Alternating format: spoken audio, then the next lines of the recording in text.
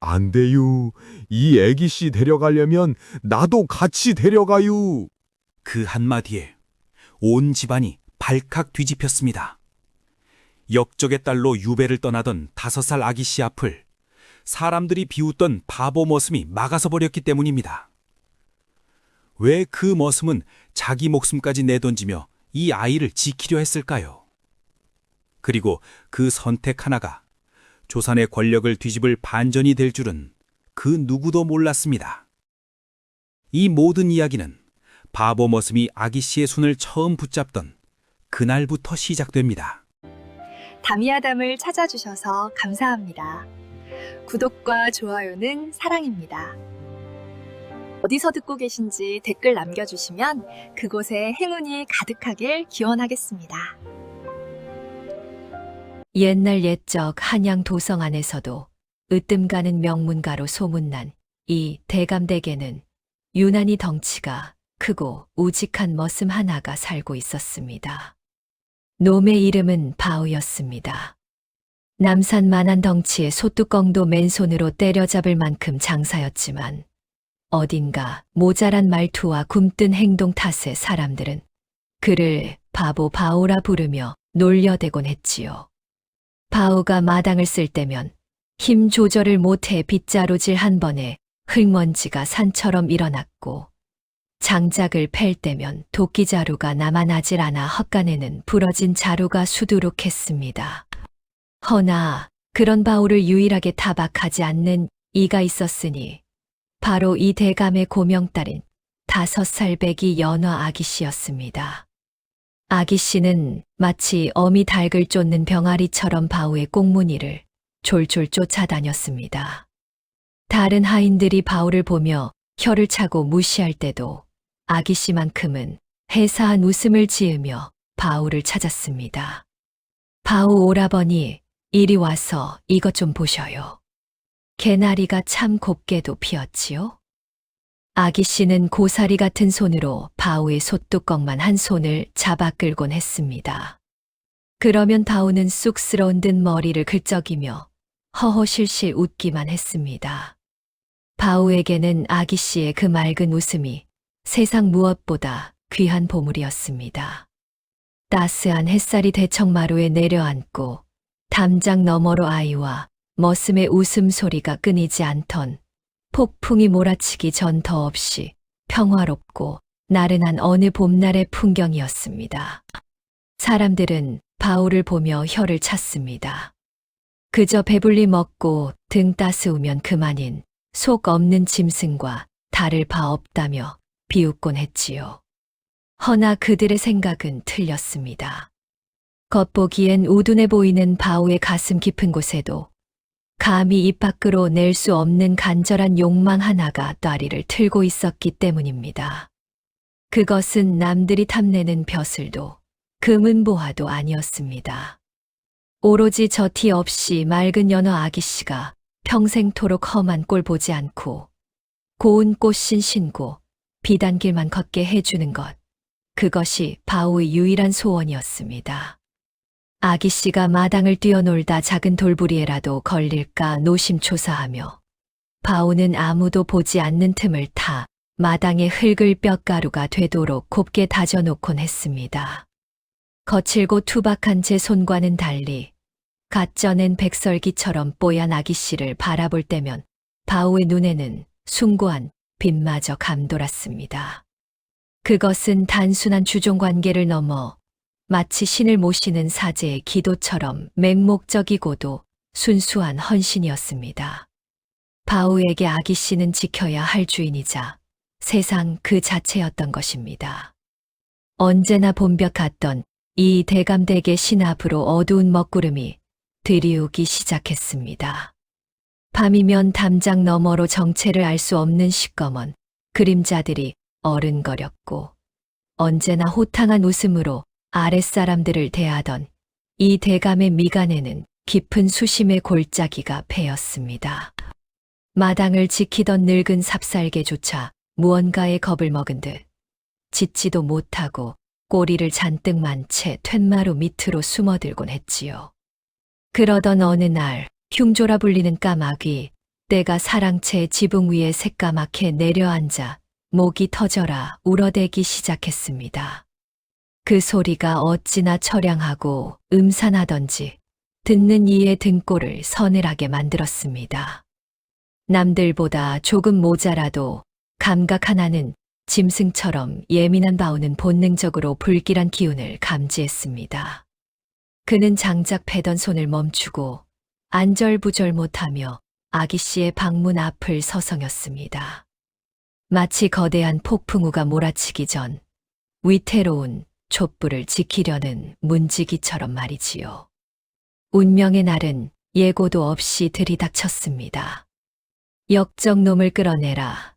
천둥 같은 고함과 함께 굳게 닫혀있던 대문이 박살났고 시뻘건 관복을 입은 포졸들이 성난 파도처럼 마당으로 쏟아져 들어왔습니다. 평화롭던 대감댁은 순식간에 비명과 통곡 소리로 가득 찬 생지옥이 되고 말았지요. 이 대감은 억울하다 울부짖었으나 소용없었습니다. 대감과 마님은 짐승처럼 오랏줄에 묶여 끌려갔고 집안은 풍비박산이 나고 말았습니다. 가장 비통한 일은 5살 배기 연화 아기씨에게 닥친 가혹한 운명이었습니다. 역적의 씨를 말려야 한다는 무시무시한 연좌제의 칼날은 그 여리고 어린 생명조차 피해 가지 않았습니다. 아기씨는 영문도 모른 채 부모와 생이별하고 머나먼 남쪽 끝 거제도로 유배를 떠나야 하는 처지가 되었습니다. 집안이 기울자 인심도 흉흉해졌습니다. 평소 대감의 녹을 먹던 그 많던 하인들은 제 살길 찾기에 바빠 보찜을 쌓아 도망치거나 돈이 될 만한 집기를 훔쳐 달아나기 바빴습니다. 울고 있는 아기씨 곁에는 개미 새끼 한 마리 남지 않은 비정한 상황이었지요. 포졸 하나가 혀를 차며 아기씨의 작은 손목에 거친 포승줄을 묶으려 할 때였습니다. 쿵 하고 땅이 울릴 듯한 발소리와 함께 거대한 그림자가 아기씨 앞을 막아섰습니다. 바로 바오였습니다. 모두가 등을 돌린 그때 오직 바보 바오만이 도망치지 않고 아기씨 곁을 지킨 것입니다. 바오는 솥뚜껑만 한 손으로 아기씨를 등 뒤로 감추며 험상궂은 포졸들을 향해 온몸으로 저항했습니다. 아, 안 돼요. 우리 아기씨는 안 돼요. 데려가려면 나도 데려가요. 평소에는 벌레 한 마리 죽이지 못하고 희죽거리던 바보 바오였지만 지금 이 순간만큼은 새끼를 지키려는 어미 호랑이처럼 서슬퍼런 안광을 뿜어내고 있었습니다. 그것은 주인과 종의 관계를 넘어선 운명을 함께하겠다는 처절한 울부짖음이었습니다. 포졸들은 기가 막히다는 듯 코웃음을 쳤습니다. 감히 죄인의 호송을 막아서다니 몽둥이 찜질을 당해도 할 말이 없는 무례한 짓이었지요. 이 미친 놈이 어디서 행패야. 썩 꺼지지 못해. 포졸이 휘두른 육모방망이가 바오의 어깨를 사정없이 내리쳤지만 바오는 바위처럼 꿈쩍도 하지 않았습니다. 아픔을 참아내며 그는 오히려 바닥에 납작 엎드려 애원하기 시작했습니다. 지가 짐꾼 노릇을 하겠구만요. 아기씨 짐이랑 나으리들 짐까지 몽땅 다 질 테니께 제발 따라가게만 해주셔요. 네. 그 말에 포졸들의 눈빛이 교활하게 번뜩였습니다. 한양에서 거제도까지는 1000리가 넘는 험한 길, 무거운 짐을 대신 저 줄 멍청하고 힘센 놈 하나쯤 데려가는 것도 나쁘지 않겠다는 얄팍한 계산이 선 것이지요. 그놈 힘께나 쓰게 생겼네. 좋다. 대신 조금이라도 뒤처지면 그 자리에서 목을 칠 것이니라. 허락이 떨어지자마자 바오는 제 몸뚱이보다 더 큰 짐보따리를 냉큼 짊어졌습니다. 아기씨의 옷가지가 든 짐은 물론 포졸들의 무거운 무기와 잡동사니까지 모조리 어깨에 얹은 바오의 모습은 마치 움직이는 산과 같았습니다. 땀이 비 오듯 쏟아졌지만 바오는 싱글벙글 웃으며 연어 아기씨의 작은 손을 조심스레 쥐었습니다. 비록 지옥 같은 유백일의 시작이었으나 아기씨와 함께할 수 있다는 사실 하나만으로도 바오에게는 꽃길이나 다름없었던 것입니다. 어둠이 내리고 고된 유백일의 첫 번째 밤이 찾아왔습니다.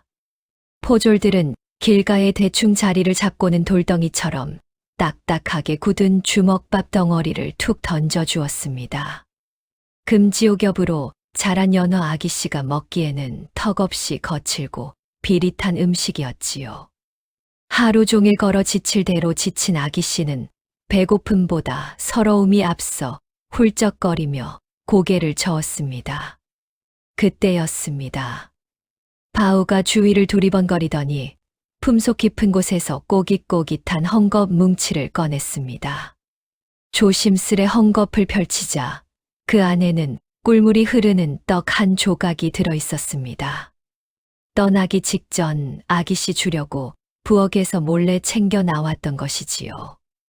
바오의 체온으로 따뜻하게 데워진 떡은 모양이 찌그러져 볼품없었지만 지금 이 순간에는 세상 어떤 산해진 미보다 귀한 것이었습니다. 아기씨, 이거 드셔요.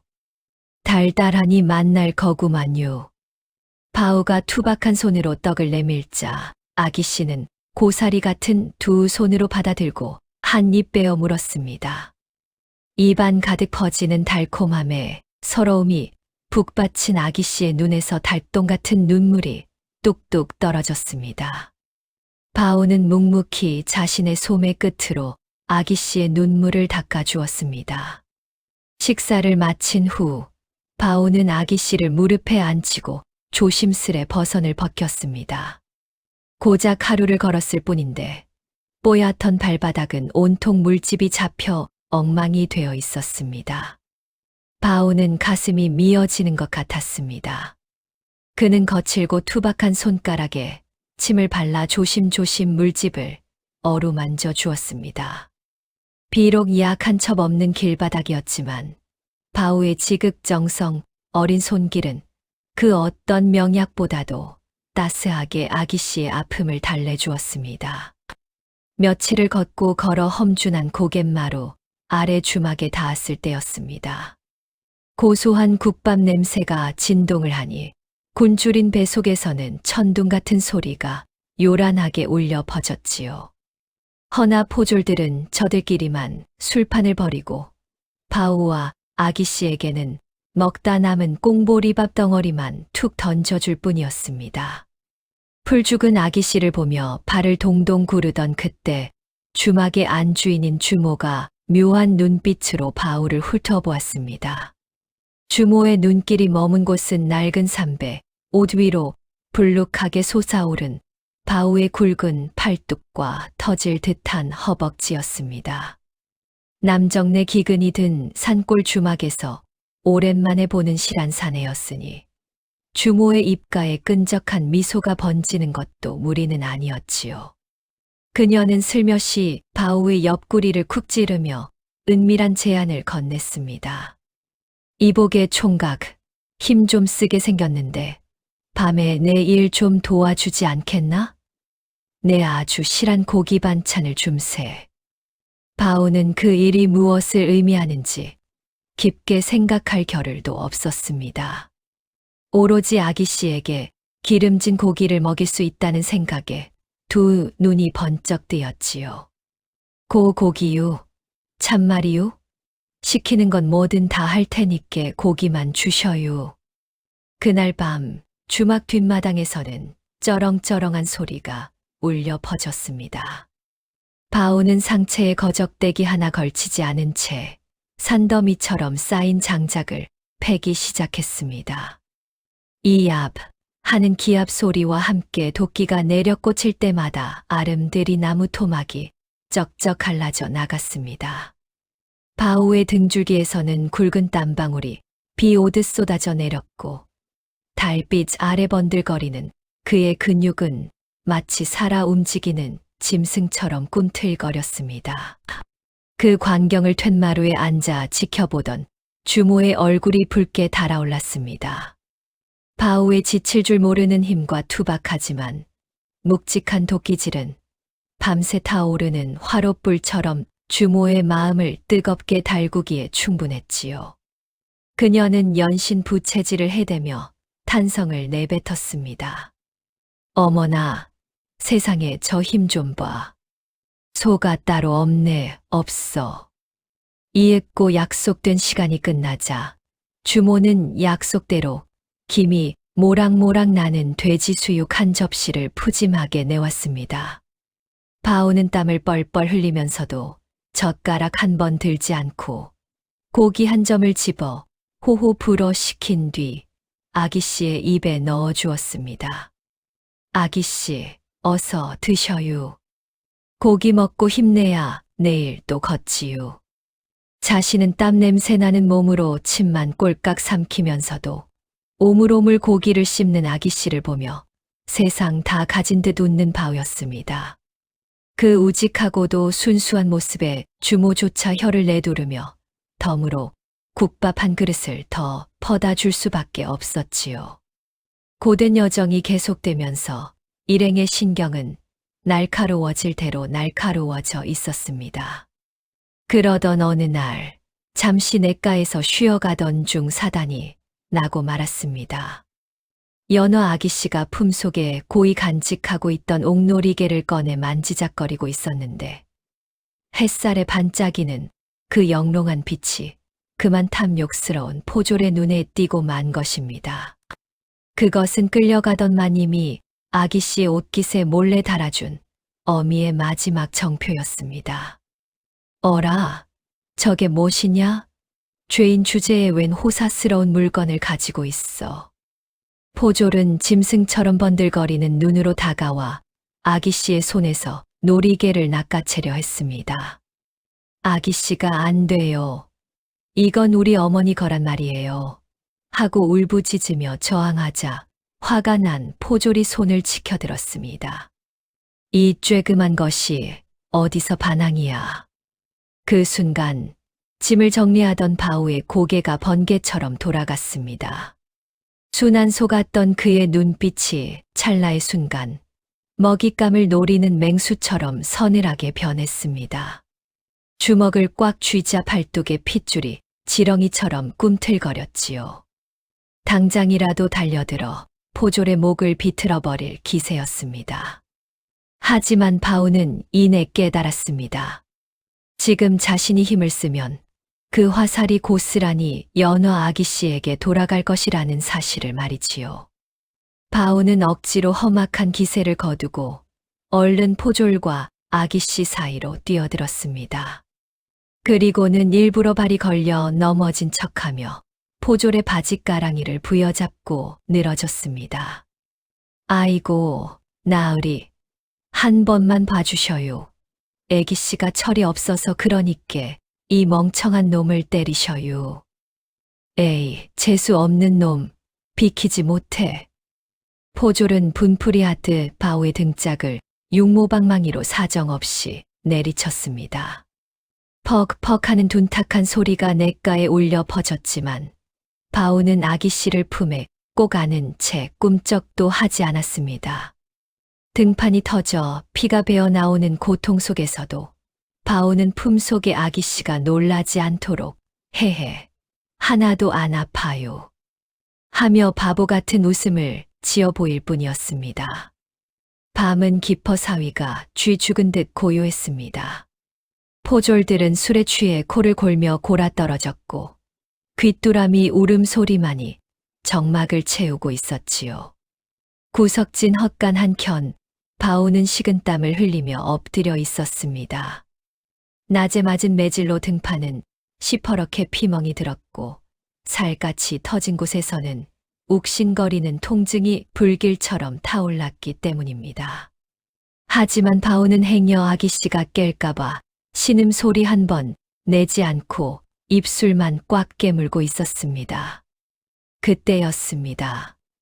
잠든 줄 알았던 연어 아기씨가 조용히 몸을 일으켰습니다.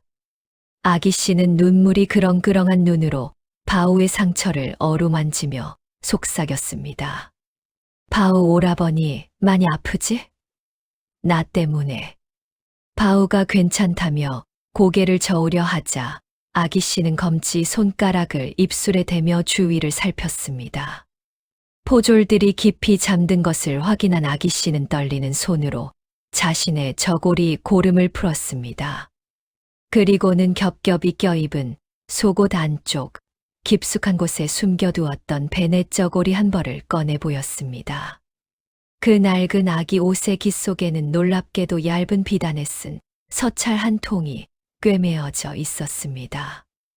아버님이 끌려가시기 직전에 제게 주신 것이에요.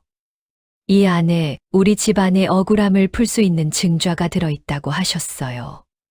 그것은 이 대감이 목숨을 걸고 지켜낸 영모 누명을 벗길 결정적인 비밀 서찰이었습니다. 바우의 눈이 휘둥그레졌습니다. 그저 철부지 어린아이라고만 생각했던 아기 씨가 그 무서운 비밀을 품고 이 험한 길을 견뎌오고 있었던 것입니다. 촛불 아래 드러난 서찰의 붉은 낙인을 보는 순간 바우의 가슴 속에서는 뜨거운 무언가가 솟구쳤습니다. 그것은 단순한 충성심을 넘어선 어떤 숭고한 사명감이었습니다. 바우는 솥뚜껑만 한 손으로 아기 씨의 작은 손과 서찰을 조심스레 감싸 쥐었습니다. 그리고는 그 어느 때보다 진지하고 결연한 눈빛으로 아기 씨를 바라보며 나지막이 그러나 단단하게 맹세했습니다. 아기 씨, 걱정 마셔요. 이 목숨이 붙어 있는 한, 이 서찰과 아기 씨는 제가 반드시 지킬 거구만요. 하늘이 두 쪽이 나도 말이요. 어두운 헛간 안 두 사람 사이에는 목숨을 건 비밀의 맹세가 오갔고 바우는 비로소 자신이 짊어진 짐의 무게가 단순히 보찜 무게만이 아님을 뼈저리게 깨달았습니다. 며칠 뒤 일행은 인적이라고는 찾아볼 수 없는 깊은 산속의 작은 암자에 머무르게 되었습니다. 첩첩산 중이라 호랑이가 나온다 하여도 이상하지 않을 만큼 깊은 골짜기였지요. 험한 산행에 지칠 대로 지친 포졸들은 며칠간 이곳에서 쉬어가기로 작정했습니다. 암자의 늙은 스님이 내어준 곡차에 취한 포졸들은 낮이면 팻마루에 늘어지게 누워 코를 골았고 밤이면 노름판을 버리느라 바우와 아기 씨에 대한 감시는 자연스레 느슨해졌습니다. 덕분에 두 사람에게는 꿈만 같은 자유가 찾아왔습니다. 바우는 아기 씨를 업고 암자 뒤편의 맑은 계곡으로 향했습니다. 여름 햇살이 나무잎 사이로 부서져 내리고 수정처럼 투명한 계곡물에는 송사리 떼가 한가로이 논이는 그야말로 무릉도원이 따로 없는 풍경이었습니다. 아기 씨 저기 보셔요. 물고기가 참말로 많구만요. 바우가 바지를 걷어 올리고 물속으로 성큼성큼 들어가자 아기 씨도 신이 나 버선을 벗고 쪼르르 따라 들어왔습니다. 차가운 계곡물이 발목을 간지럽히자 아기 씨는 깨르르 하며 은쟁반에 옥굿을 굴러가는 듯한 청아한 웃음소리를 터뜨렸습니다. 유배길에 오른 뒤 처음으로 듣는 5살 아이 본연의 해맑은 웃음소리였습니다. 바우는 일부러 헛발을 짚어 물속에 엉덩방아를 찌으며 우스꽝스러운 몸짓을 해보였습니다. 물벼락을 맞은 바우가 물에 빠진 생쥐꼴을 하고 허우적대자 아기 씨는 배를 잡고 자지러지게 웃었습니다. 바우 오라버니는 정말 바보야. 물고기를 잡으랬더니 왜 물을 잡고 있어? 헤헤, 물고기 놈들이 어찌나 빠른지. 내 손이 굼떠서 그렇구만요. 바우는 머쓱한 척 머리를 긁적이며 손으로 물을 뿌렸고 아기 씨도 지지 않고 고사리 같은 손으로 바우에게 물을 튀겼습니다. 사방으로 튀는 물방울이 햇살을 받아 보석처럼 반짝였고 두 사람의 웃음소리가 적막한 산사를 가득 채웠습니다. 그 순간만큼은 유배 죄인도 천한 머슴도 없었습니다. 그저 다정하고 행복한 오누이 혹은 아버지와 딸의 모습만이 있을 뿐이었지요. 한바탕 물놀이가 끝난 뒤 바오는 산비탈을 뒤져 잘 익은 산딸기를 한 움큼 따왔습니다. 널찍한 바위 위에 나란히 앉아 붉은 산딸기를 나눠 먹는 두 사람의 입가에는 붉은 물이 곱게 들었습니다. 바오는 오물오물 산딸기를 먹는 아기씨의 옆모습을 넋을 잃고 바라보았습니다. 볼에살이 조금 오르고 혈색이 도는 아기씨를 보니 지난 며칠간의 고생이 눈 녹듯 사라지는 것만 같았습니다. 시간이 이대로 멈췄으면 좋겠구만요. 대감마님, 마님 우리 아기씨가 지금처럼만 웃을 수 있게 해주셔요. 산새가 지저귀고 바람이 머리카락을 부드럽게 쓰다듬는 평화로운 오후. 세상의 모진 풍파가 감히 범접할 수 없는 이 평화가 영원하기를 바오는 속으로 천지신명께 빌고 또 빌었습니다.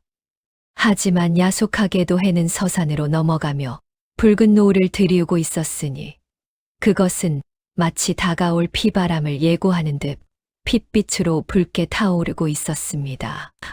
폭풍이 몰아치기 전 가장 고요하고도 눈부시게 아름다운 평화의 정점이었습니다. 꿈 같던 남자에서의 휴식은 짧게 끝났습니다. 다시 길을 나선 일행 앞에는 험준하기로 소문난 마의 고개가 떡하니 버티고 있었습니다. 한쪽은 깎아지른 듯한 천길 낭떠러지요. 다른 한쪽은 하늘을 찌를 듯 솟은 절벽이니 발을 한 번만 잘못 디뎌도 황천길로 가기 십상인 위태로운 길이었습니다. 산새조차 숨을 죽인 듯 고요한 산길에는 을씨년스러운 바람만이 윙윙대며 불어와 마치 원혼들의 통곡 소리처럼 귓가를 때렸습니다. 포졸들의 분위기가 심상치 않게 변한 것은 그 즈음이었습니다. 평소에는 바오를 부려먹느라 바빴던 그들이 웬일인지 바오에게 저만큼 앞서가라 손짓하고는 연화 아기씨의 뒤에 바짝 붙어 걷기 시작한 것입니다. 그들의 눈빛은 먹잇감을 노리는 승냥이처럼 비릿하게 번들거렸고 등 뒤에서 오고 가는 눈짓에는 흉흉한 살기가 서려 있었습니다. 어이, 바오. 저기 앞장서서 길 좀 터보거라. 돌부리가 많아 위험하구나. 포졸의 호통에 바오는 영문도 모른 채 무거운 짐을 지고 앞서 걸었습니다. 하지만 짐승 같은 그의 감각이 뒷덜미를 쭈뼛거리게 만들었습니다. 등 뒤에서 들려오는 아기씨의 거친 숨소리와 포졸들의 은밀한 발소리가 엇박자로 섞이는 순간 바오의 심장이 쿵 하고 내려앉았습니다. 지금이다. 나직한 신호와 함께 뒤따르던 포졸 하나가 아기씨의 등을 낭떠러지 쪽으로 확 떠밀었습니다. 악! 하는 짧은 비명과 함께 아기씨의 작은 몸이 허공으로 기울어졌습니다. 사고를 위장해 아기씨를 죽이고 놀이개를 가로채려는 끔찍한 음모가 실행된 것입니다. 그 찰나의 순간 앞서가던 바오의 몸이 용수철처럼 뒤로 튀어 올랐습니다. 생각보다 몸이 먼저 반응한 것입니다. 바오는 떨어지려는 아기씨의 옷자락을 간신히 낚아채 품으로 끌어당겼습니다. 그리고는 중심을 잃지 않으려 발에 힘을 주자 단단한 흙바닥이 쩍하고 갈라지며 발목까지 푹 파묻혔습니다. 놀란 것은 포졸들이었습니다. 순식간에 계획이 틀어지자 당황한 기색이 역력했으나 이내 도끼를 품고 육모방망이를 치켜들었습니다. 이 미친놈이 비키지 못해. 오늘 너랑 저 계집년 둘 다 제삿날인 줄 알아라. 두 명의 포졸이 동시에 덤벼들었습니다. 몽둥이가 바오의 머리통을 노리고 날아들었습니다. 평소라면 바보처럼 맞고만 있었을 바오였습니다. 생전 이 대감마님께서 너는 힘이 장사이니 절대 사람을 때려서는 안 된다. 내 주먹은 흉기다. 라고 신신당부하셨기 때문입니다. 그 가르침은 바우에게 법이자 신앙이었습니다. 하지만 바우의 품 안에서 공포에 질려 파들파들 떨고 있는 아기 씨를 본 순간 바우의 머릿속에서 무언가가 툭 하고 끊어지는 소리가 났습니다. 참으면 아기 씨가 죽는다. 그 명백한 사실이 금기진지의 빗장을 부수어 버린 것입니다. 으아. 천둥 같은 포효와 함께 바우의 왼팔이 허공을 가르고 날아든 육모방망이를 맨손으로 낚아챘습니다. 우지끈 하는 소름 끼치는 파열음과 함께 단단한 박달나무 몽둥이가 바우의 악력에 의해 산산조각이 났습니다. 포졸들이 경악하여 입을 딱 벌리는 사이 바우의 오른 주먹이 벼락처럼 내리꽂혔습니다. 크악. 정통으로 가슴팍을 가격당한 포졸 하나가 외마디 비명을 지르며 서너 발자국 뒤로 날아가 처박혔습니다. 거대한 바위에 부딪힌 듯 포졸은 피를 토하며 바닥을 뒹굴었습니다. 그것은 더 이상 바보 머슴의 몸짓이 아니었습니다. 성난 황소, 아니 새끼를 건드린 것에 격분한 야수의 몸부림이었습니다. 바우는 시뻘겋게 충혈된 눈으로 남은 포졸을 노려보았습니다. 그 서슬퍼런 기세에 천하의 악당들도 오금이 저려 뒷걸음질 칠 수밖에 없었습니다. 한바탕 폭풍이 휩쓸고 간 자리는 섬뜩할 정도로 고요했습니다. 억센 주먹 한 방에 동료가 낙엽처럼 날아가는 꼴을 목격한 남은 포졸은 공포에 질려 뒷걸음질 치다 털썩 주저앉고 말았습니다. 오줌을 지려 축축해진 바짓가랑이를 붙잡고 그는 제 앞에 서 있는 거대한 그림자를 올려다보았습니다. 그것은 더 이상 어수룩한 바보 머슴이 아니었습니다. 지옥에서 기어 올라온 야차의 자가 그곳에 서 있었습니다. 바오는 짐승처럼 그르렁거리는 숨을 토해내며 포졸의 멱살을 한 손으로 번쩍 들어 올렸습니다. 발이 허공에서 버둥거렸지요. 말해요. 고작 놀이개 하나 때문에 이리 한 게 아니지요? 아기 씨를 죽이려 한 진짜 이유가 왜요? 평소라면 상상조차 할 수 없는 서슬 퍼런 일갈이었습니다. 숨통이 조여오는 고통과 죽음의 공포 앞에서 포졸은 덜덜 떨며 모든 것을 실토하고 말았습니다. 그사 살려만 주게. 내가 그런 게 아닐세. 위에서 시킨 일이야. 한양에서 출발할 때부터 명이 내려왔단 말일세. 그의 입에서 흘러나온 이야기는 실로 충격적이었습니다. 이번 유배행은 처음부터 연어 아기 씨를 살려보낼 생각이 없는 죽음의 행렬이었던 것입니다. 이 대감을 모함하여 멸문지화미의 먼지호를 입게 만든 정적전디들이 후환을 없애기 위해 유배지로 가는 도중 사고를 위장해 아기 씨를 처리하라고 사주했다는 것이었지요. 포졸들의 품속에는 이미 그 대가로 받은 은전이 두둑하게 들어있다는 자백까지 이어졌습니다. 바오는 피가 거꾸로 솟는 듯한 분노와 함께 깊은 절망을 느꼈습니다. 나라의 법이 그리고 아기 씨를 지켜줘야 할 관군이 오히려 아기 씨의 목숨을 노리는 칼날이었던 것입니다. 이제 세상 어디에도 의지할 곳은 없었습니다. 관하로 가도 유배지로 가도 기다리는 것은 오직 죽음뿐이라는 잔혹한 진실이 바우의 가슴을 난도질했습니다. 그러니 날 좀 놓아주게. 아무에게도 말 안 할 테니. 비굴하게 애원하는 포졸의 눈을 들여다보며 바우는 이를 악물었습니다. 이들을 살려보내면 곧바로 추격대가 들이닥칠 것이 뻔했습니다. 바우는 망설임 없이 수도셔 다오를 높이 쳐들었습니다. 미안하구만요. 허나 우리 아기 씨가 살려면 어쩔 수 없어요. 퍽 하는 짧고 묵직한 소리와 함께 포졸은 비명도 지르지 못하고 기절에 고꾸라졌습니다. 바오는 쓰러진 포졸들을 밧줄로 꽁꽁 묶어 바위 뒤 안 보이는 곳에 던져두었습니다.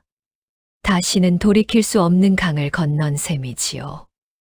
이제 그는 단순한 머슴이 아니라 관군을 상해하고 도주한 중죄인이 된 것입니다. 바오는 넋이 나간 표정으로 바들바들 떨고 있는 연화 아기 씨에게 다가갔습니다.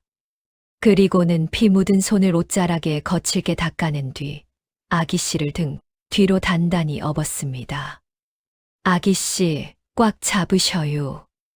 이제부터는 저승사자보다 더 무서운 놈들이 쫓아올 거구만요. 바오는 길이 아닌 가시덤불이 우거진 숲속을 향해 몸을 던졌습니다. 어둠이 짙게 깔린 숲은 아가리를 벌린 괴물처럼 보였으나 인간이 만든 지옥보다는 차라리 맹수가 우글거리는 숲이 안전해 보였습니다. 그렇게 두 사람의 처절한 도주극은 막을 올렸습니다. 길 없는 길을 헤치며 도망친 지 벌써 사흘째였습니다. 비단금침 위에서만 잠들던 귀한 아기씨가 거친 숲바닥에서 이슬을 맞으며 쪽잠을 자야 했으니 탈이 나는 것은 불을 보듯 뻔한 일이었습니다. 칠흑 같은 어둠 속 바오의 등 뒤에서 느껴지는 아기씨의 체온이 심상치 않게 달아오르기 시작했습니다. 처음에는 따뜻하던 것이 이내 화로처럼 뜨거워지더니 급기야는 불덩이처럼 펄펄 끓어올랐습니다. 어머니 추워요, 어머니. 아기씨는 사경을 헤매며 헛소리를 내뱉었습니다. 바오는 화들짝 놀라 걸음을 멈추고 비를 피할 수 있는 바위 동굴 밑으로 급히 몸을 숨겼습니다. 젖은 낙엽을 긁어모아 자리를 만들고 아기씨를 눕혔으나 아기씨의 얼굴은 이미 홍시처럼 붉게 달아올라 숨조차 제대로 쉬지 못하고 있었습니다. 가진 것이라곤 차가운 맹물뿐인 산속에서 바오가 할 수 있는 일은 아무것도 없었습니다. 바위도 부수는 괴력을 가졌으면 무엇하겠습니까? 고열에 신음하는 작은 아이 하나 구할 수 없는 자신의 무능함이 뼈에 사무치도록 원망스러웠습니다. 바오는 자신의 차가운 손을 아기씨의 이마에 대고 하염없이 눈물을 흘렸습니다. 그때였습니다. 열에 들뜬 아기씨가 고통스러운 듯 몸부림치며 바오의 손을 거칠게 뿌리쳤습니다. 초점 없는 눈동자가 허공을 응시하며 원망 섞인 비명을 질러댔습니다. 싫어, 다 싫어. 오라버니 때문에 더 힘들단 말이야. 집에 갈래. 집에 보내줘. 그것은 고통에 겨운 아이의 투정이었고 열병이 만들어낸 헛소리였습니다. 허나 그 비수 같은 말은 바오의 가슴 정중앙에 꽂혀 난도질을 해댔습니다. 바오는 심장이 천갈래 만갈래 찢어지는 듯한 고통을 느꼈습니다.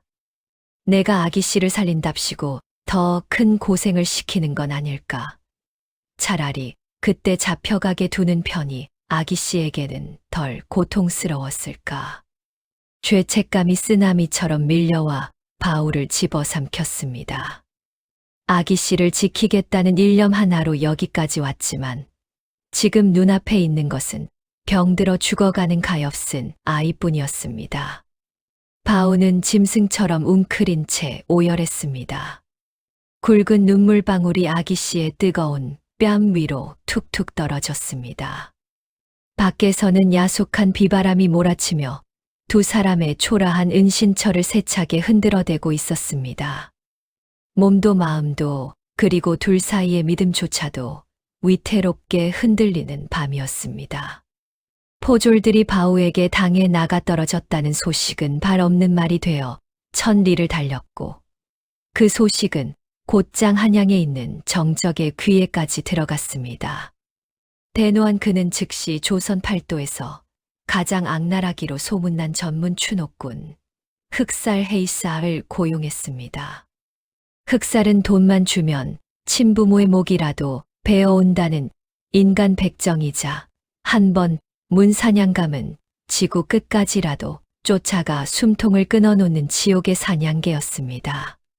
흑사리 바우와 포졸들이 난투극을 벌였던 고갯마루에 도착했을 때는 이미 사흘이라는 시간이 지난 뒤였습니다.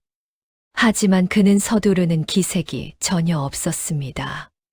검은 무복을 입고 등 뒤에는 사람 키만 한 거대한 장검을 찬 그는 마치 뱀이 기어가듯 소리 없이 현장을 훑어보았습니다. 그의 눈동자는 감정이라고는 찾아볼 수 없는 차갑게 식은 잿빛이었습니다.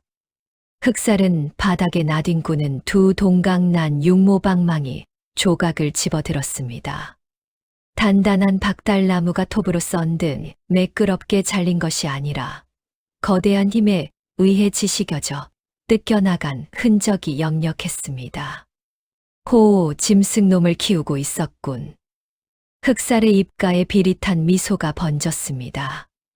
단순히 도망간 노비를 잡는 시시한 일인 줄 알았더니 제법 손맛을 볼 수 있는 사냥감이 나타난 것입니다.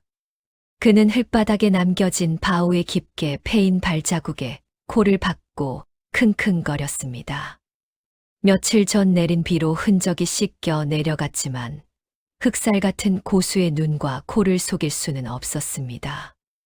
미세하게 꺾인 풀잎, 바위에 남은 긁힌 자국, 그리고 공기 중에 희미하게 남아있는 피 냄새와 공포의 냄새까지.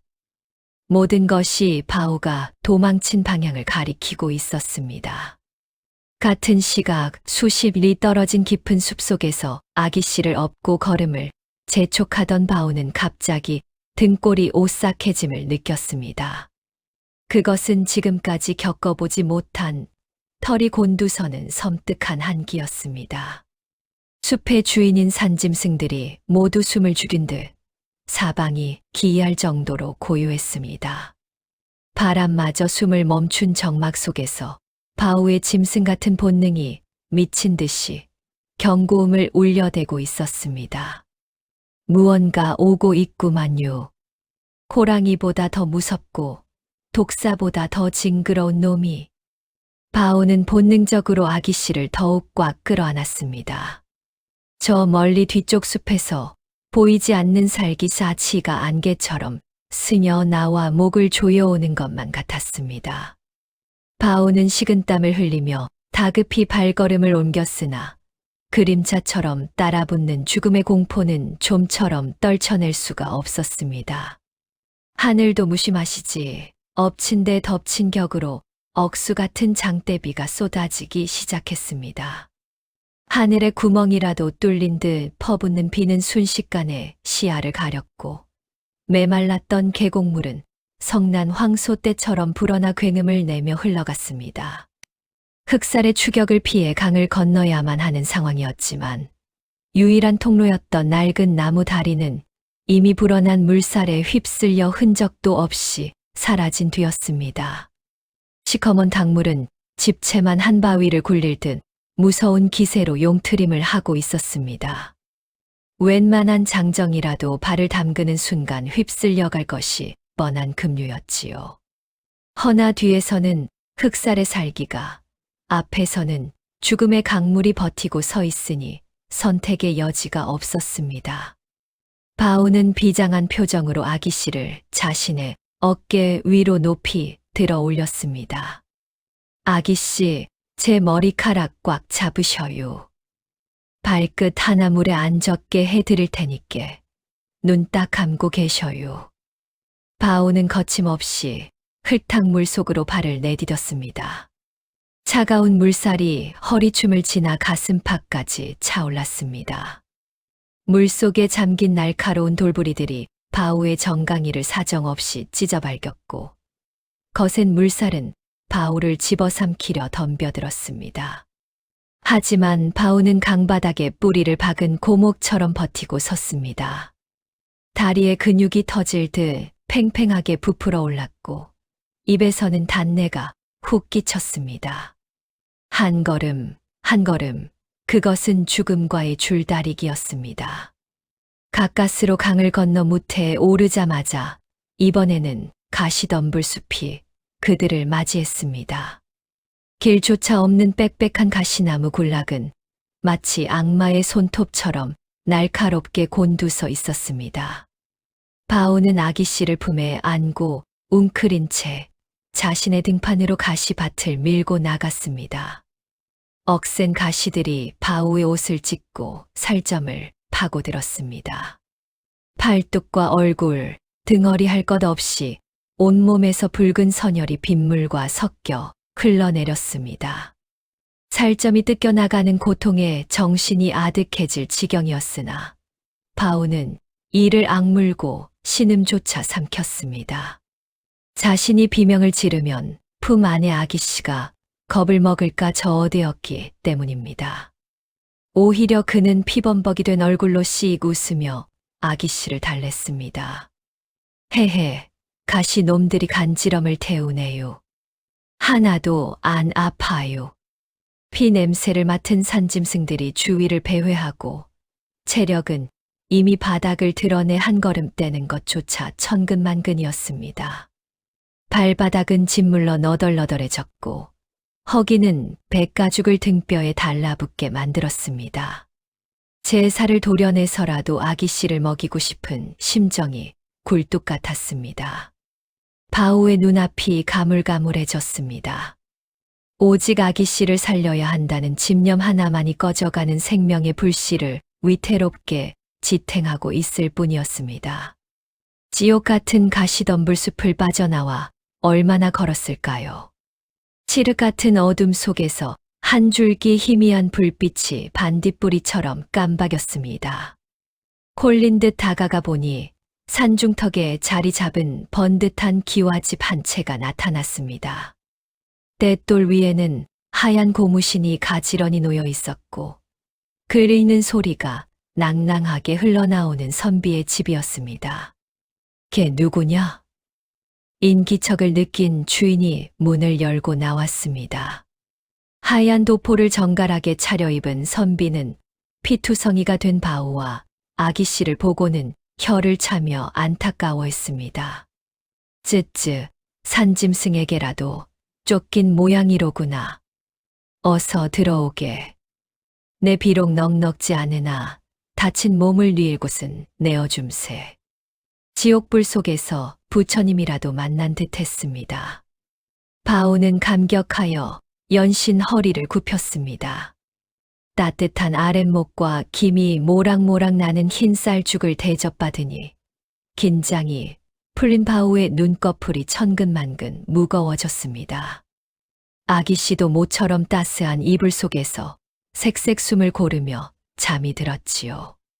하지만 그 평화는 찰나에 불과했습니다.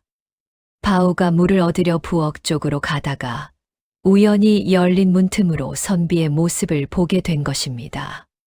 방금 전까지 인자한 미소를 짓던 선비는 온데간데 없고 탐욕스럽게 번들거리는 눈으로 서책 사이에 끼워둔 종이 한 장을 뚫어지라 쳐다보고 있었습니다. 그것은 관아에서 배포한 용모파기 현상 숲의 전단이었습니다. 허허, 이게 웬 횡재인가? 역적의 딸과 도망친 노비놈 목값이 집 한 채 값이라니. 선비는 붓을 들어 관아에 보낼 밀고장을 급히 써 내려가며 입가에 비릿한 웃음을 흘렸습니다. 겉으로는 성인군자인 척 고고한 척했지만 속은 시정잡배보다 더한 탐욕으로 가득 찬 위선자였던 것입니다. 바오의 등골이 오싹해졌습니다. 짐승보다 못한 것이 사람이라더니 흑살보다 더 무서운 것이 바로 인간의 욕심이었습니다. 바오는 뒤도 돌아보지 않고 사랑채로 달려가 잠든 아기 씨를 둘러엎었습니다. 아기 씨, 일어나셔요. 여기가 지옥이구만요. 이놈, 거기 서지 못할까. 낌새를 눈치챈 선비가 하인들을 부르며 고래고래 소리를 질렀습니다. 바오는 닫히려는 대문을 어깨로 들이받아 부수고는 다시 비바람이 몰아치는 캄캄한 어둠 속으로 몸을 던졌습니다. 등 뒤에서 들려오는 선비의 욕설과 고함 소리가 비수처럼 등에 꽂혔습니다. 이제 세상 그 누구도 믿을 수 없게 된 두 사람은 쫓기는 짐승이 되어 또다시 차가운 숲속으로 내몰리고 말았습니다. 더 이상 물러설 곳은 없었습니다. 숨이 턱끝까지 차올라 심장이 터질 것만 같은 질주 끝에 당도한 곳은 천길 낭떠러지가 입을 벌리고 있는 막다른 절벽이었습니다. 발 아래로는 검은 바다가 성난 파도를 일으키며 포효하고 있었고, 뒤에서는 지옥의 산양개 흑살이 죽음의 그림자를 들이우며 천천히 걸어오고 있었습니다. 달빛조차 구름 뒤로 숨어버린 그야말로 절체절명주의 티주의 밍의 순간이었습니다. 쥐새끼들의 숨바꼭질은 여기까지다. 흑살의 목소리는 서리발처럼 차가웠습니다. 그가 등 뒤에서 장검을 스르릉 뽑아 들자 검은 칼날이 섬뜩한 빛을 내뿜었습니다. 바오는 거친 숨을 몰아쉬며 주위를 두리번거렸습니다. 눈에 띄는 것은 누군가 버리고 간 이가 다 빠진 낡은 낫 한 자루뿐이었습니다. 바오는 아기 씨를 절벽 끝 바위 뒤에 앉히고는 떨리는 손으로 아기 씨의 눈을 가려주었습니다. 아기 씨 절대 눈 뜨지 마셔요. 제가 다 해결할 테니께 귀도 막고 눈도 꼭 감고 계셔요. 오라버니, 흑흑, 무서워. 괜찮아요. 이 바오가 누구유? 천하장사 바오 아니유. 바오는 애써 씩씩하게 웃어 보이고는 몸을 돌렸습니다. 그리고 낡은 낫을 고쳐주며 흑살을 막아섰습니다. 고수의 눈에 비친 바오는 그저 덩치 큰 고기 방패에 불과했습니다. 흑살이 코웃음을 치며 검을 휘둘렀습니다. 슉. 바람을 가르는 소리와 함께 바오의 어깨에서 붉은 피가 분수처럼 솟구쳤습니다. 눈으로 쫓을 수도 없는 속도였습니다. 바오가 비명을 지를 새도 없이 흑살의 검은 춤을 추듯 바오의 허벅지와 팔뚝을 연달아 베고 지나갔습니다. 살점이 찢겨 나가고 뼈가 드러날 듯한 깊은 상처들이 순식간에 온몸을 뒤덮었습니다. 흑. 바오는 고통에 몸을 비틀면서도 결코 물러서지 않았습니다. 흑살이 아기씨 쪽으로 한 발짝 내디디려 하면 바오는 피투성이가 된 몸을 던져 그 앞을 가로막았습니다. 낫을 휘둘러 보았자 허공을 가를 뿐 흑살의 옷자락 하나 스치지 못했습니다. 그것은 싸움이라기보다는 일방적인 도륙이었습니다. 하지만 흑살의 미간이 점차 찌푸려지기 시작했습니다. 보통 사람이라면 진작에 쇼크로 쓰러졌어야 할 출혈량이었습니다. 허나 이 미련한 곰 같은 사내는 쓰러질 듯 하면서도 오뚜기처럼 다시 일어나 길을 막아서는 것이었습니다. 온몸이 피범벅이 되어 형체조차 알아보기 힘든 몰골을 하고서도 바오의 눈빛만은 꺼지지 않는 도깨비 불처럼 이글거리고 있었습니다. 독한 놈 어찌하여 목숨을 걸고 저 아이를 지키려 하느냐? 내 핏줄도 아니지 않으냐? 흑살의 외침에 바오는 피 섞인 침을 되뱉으며 입꼬리를 비틀어 올렸습니다. 내 주인이다. 내가 지켜야 할 내 하늘이란 말이다. 바오의 그 처절한 외침은 흑살의 기세마저 주춤하게 만들었습니다. 하지만 흑살은 이내 냉정을 되찾고 검을 높이 치켜들었습니다. 이제는 끝을 낼 시간이었습니다. 흑살의 검 끝이 바오의 심장을 향해 직선으로 쇄도했습니다. 피할 수도 막을 수도 없는 필살의 일격이었습니다. 퍽. 둔탁한 소리가 절벽 위에 울려 퍼졌습니다. 바오는 피하지 않았습니다. 대신 흑살의 칼날을 자신의 왼쪽 어깨로 콱 받아내 버렸습니다. 칼이 쇄골을 부수고 깊이 박혔지만 바오는 고통을 씹어 삼키며 남은 오른손으로 흑살의 팔목을 쇠가죽처럼 움켜쥐었습니다. 이제 못 가, 아무 데도 못 가. 바오는 자신의 뼈와 살을 내어주고 흑살의 움직임을 봉쇄한 것입니다. 바오의 몸에서 흘러내린 피가 흑살의 몸까지 적셨습니다.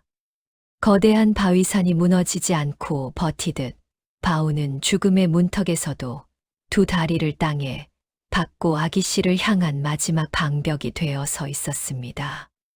그의 의식은 점차 희미해져 갔지만 잡은 손의 악력만큼은 저승사자도 풀 수 없을 만큼 단단했습니다.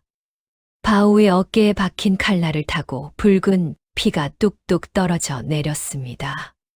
그 피는 바오의 옷섭을 적시고 품속 깊이 숨겨두었던 벤의 저고리 뭉치에까지 스며들었습니다. 바오가 흑살의 팔을 잡고 버티는 사이 격렬한 몸부림에 옷고름이 풀어지며 품 안에 있던 물건이 툭 하고 바닥으로 떨어졌습니다. 피에 젖은 낡은 벤의 저고리, 그리고 그 사이로 비집고 나온 하얀 비단 서찰이었습니다. 달빛이 구름을 벗어나며 서찰 위를 비추었습니다. 흑살은 바오의 숨통을 끊으려던 손을 멈칫했습니다. 서찰 겉면에 찍힌 붉은 낙인, 그것은 흑살이 너무나도 잘 아는 문양이었습니다. 저 문양은 천하의 흑살이 동공이 지진이라도 난 듯 흔들렸습니다. 과거 그가 이름 없는 떠돌이 무사 시절 억울한 누명을 쓰고 죽을 뻔했을 때 유일하게 그의 무고함을 믿어주고 목숨을 구해주는 인, 바로 이 대감의 가문 문장이었던 것입니다. 흑살은 피를 토하며 자신을 노려보는 바오와 바위 뒤에 숨어 떨고 있는 작은 소녀를 번갈아 보았습니다. 그제야 그는 자신이 칼을 겨눈 상대가 은인의 핏줄임을 깨달았습니다. 이런 천하의 흑살이 은인의 가슴에 칼을 꽂을 뻔했구나. 흑살의 손에서 힘이 스르르 풀렸습니다. 그가 검을 거두려는 찰나 칠흑 같은 어둠을 가르고 쩌렁쩌렁한 외침이 숲을 뒤흔들었습니다. 암행어사 출두야. 천둥 같은 고함과 함께 사방에서 횃불이 대낮처럼 환하게 밝혀졌습니다. 숲속에 매복해 있던 수십 명의 역졸들이 성난 파도처럼 들이닥쳐 흑살과 바오를 에워쌌습니다. 그리고 그들 사이로 낡은 페랭이를 쓴 허름한 차림의 사내가 위풍당당하게 걸어 나왔습니다. 그는 품에서 노쇠로 만든 마패 마바이를 꺼내 높이 치켜들었습니다. 달빛을 받은 마패가 번쩍이자 흑살은 털썩 무릎을 꿇고 고개를 조아렸습니다. 대감마님?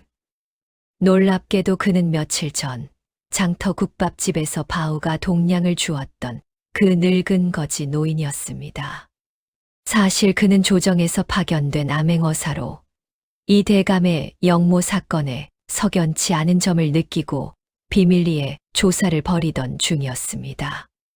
그는 바오가 흘린 핏자국과 바오를 밀고 했던 타락한 선비의 급보를 역이용해 이곳까지 추적해 온 것이었습니다.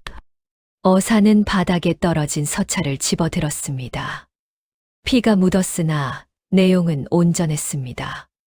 서찰을 읽어 내려가던 어사의 손이 부들부들 떨렸습니다. 그 안에는 역적들이 이 대감을 모함하기 위해 꾸민 거짓 상소문의 원본과 그들의 서명이 담긴 연판장이 들어 있었던 것입니다.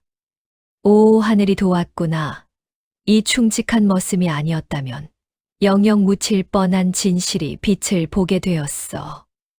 어사는 감격에 차 외치며 바오에게 다가갔습니다. 바오는 그제야 긴장이 풀린 듯 거목이 쓰러지듯 천천히 뒤로 넘어갔습니다. 희미해지는 시야 속에서 자신을 향해 달려오는 연화 아기씨의 울음 섞인 얼굴과 번쩍이는 마패가 보였습니다. 아기씨, 이제 살았구만요. 바오의 입가에 안도감이 어린 옅은 미소가 번졌습니다. 피투성이가 된 몸은 만신창이었으나 그의 마음만은 비단길을 걷는 듯 더없이 평온했습니다. 바오가 목숨을 걸고 지켜낸 피 묻은 서찰은 한양 도성을 발칵 뒤집어 놓는 거대한 불씨가 되었습니다. 암행어사가 올린 장계를 받아든 임금의 진노는 마치 천둥과도 같았지요. 조정의 기강을 흔들고 충신을 모함하여 멸문지화에 이르게 한 역적 패당의 추악한 민낯이 만천하에 드러난 것입니다. 그동안 권력을 등에 업고 온갖 폐악을 부리던 정적들은 추상 같은 어명 앞에 사시나무 떨듯 떨며 오랏줄에 묶이는 신세가 되고 말았습니다. 내 이놈들, 하늘이 무섭지도 않더냐. 의금부로 압송된 그들은 형틀에 매여 곤장을 맞으며 피를 토했습니다. 아기씨를 죽이라 사주했던 우두머리는 물론이요. 바우와 아기씨를 밀고 해 현상금을 타내려 했던 탐욕스러운 선비, 그리고 유백일 내내 두 사람을 괴롭혔던 악랄한 포졸들까지 누구 하나 빠짐없이 줄줄이 엮여 들어왔습니다. 그들이 지은 죄의 무게만큼이나 무거운 형벌이 내려졌으니 이것이야말로 사필귀정실 삐괴쟁이요. 인과응보 인고 인바어라 할 수 있겠습니다. 백성들은 그들이 끌려가는 모습을 보며 앓던 이가 빠진 듯 시원해하며 돌을 던지고 침을 뱉었습니다. 한편 억울하게 누명을 썼던 이 대감과 마님은 즉시 석방되어 잃어버렸던 관직과 명예를 되찾았습니다. 멸문지화의 위기에서 가문을 구해낸 것이 다름 아닌 미천한 머슴과 어린 딸이었다는 사실에 이 대감은 뜨거운 눈물을 흘리며 북쪽을 향해 절을 올렸습니다. 그 시각 바오는 관아의 안채에서 생사를 오가는 사투를 벌이고 있었습니다. 흑살의 검에 깊이 베인 상처가 워낙 위중하여 내로라 하는 의원들조차 고개를 절레절레 흔들 정도였지요. 아기 씨는 식음을 전폐하고 바오의 머리맡을 지켰습니다. 바오 오라버니, 제발 눈 좀 떠봐. 오라버니가 없으면 나도 안 살 거야. 아기 씨의 애타는 눈물이 바오의 투박한 손등을 적셨습니다. 지성이면 감천이라 했던가요.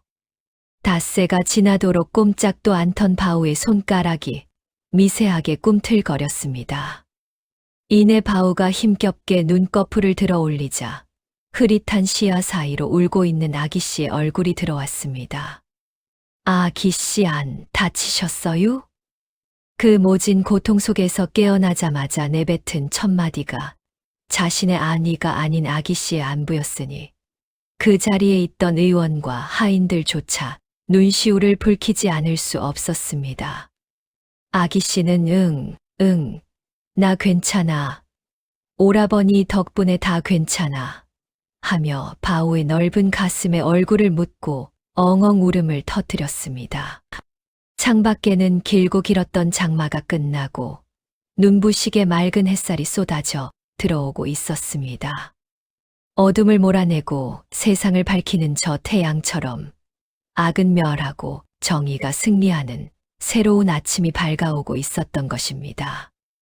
모진 비바람이 지나간 자리에는 이래 더 단단한 땅이 굳어지고 더 고운 꽃이 피어나는 법이지요. 이 대감댁에도 다시금 눈부신 봄이 찾아왔습니다. 억울한 누명이 벗겨진 대감의 집 문턱은 다시금 문전성시를 이루었고 끊어졌던 하인들의 발길도 이어져 기와집은 예전의 활기를 되찾았습니다. 하지만 그 수많은 사람 중에서도 가장 빛나는 사람은 단연 바오였습니다.